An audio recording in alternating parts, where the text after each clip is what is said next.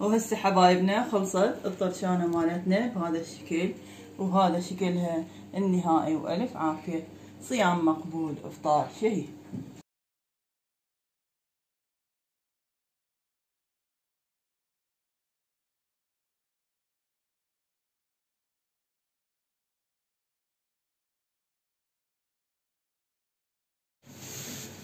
بسم الله الرحمن الرحيم. أفضل الذكر لا إله إلا الله. اليوم نسوي وياكم طريقة عمل الطرشانة اللي هي القيسي بالعراقي.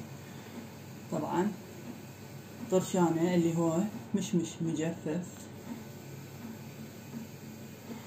العنوشة اللي هو الآلو أو الدول العربية يسموه البرقوق. نقعته صار ساعتين، وإذا تنقعوه قبل يوم بعد أحسن، لأن إحنا نختار من النوع القوي والجاف كلش.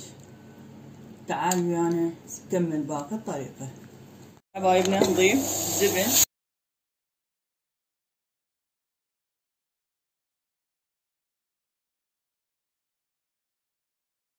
قليل من الزيت،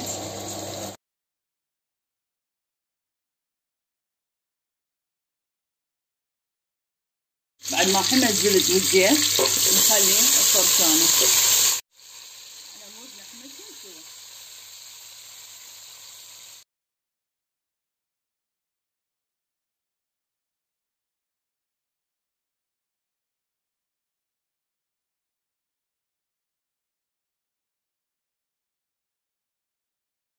يفور يكمل ونرجع لكم. هسه نضيف كوب دبس،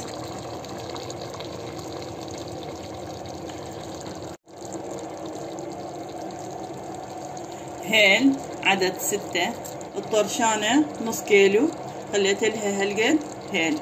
إذا تحبون هيل ما ونخلي شكر 3/4 قلاص.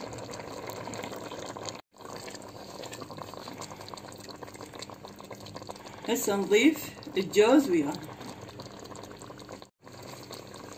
وإذا تحبون اللوز لازم تفوروه يلا، لأن اللوز بيه مرارة، على مود ما يذب مرارته على الطرشانة.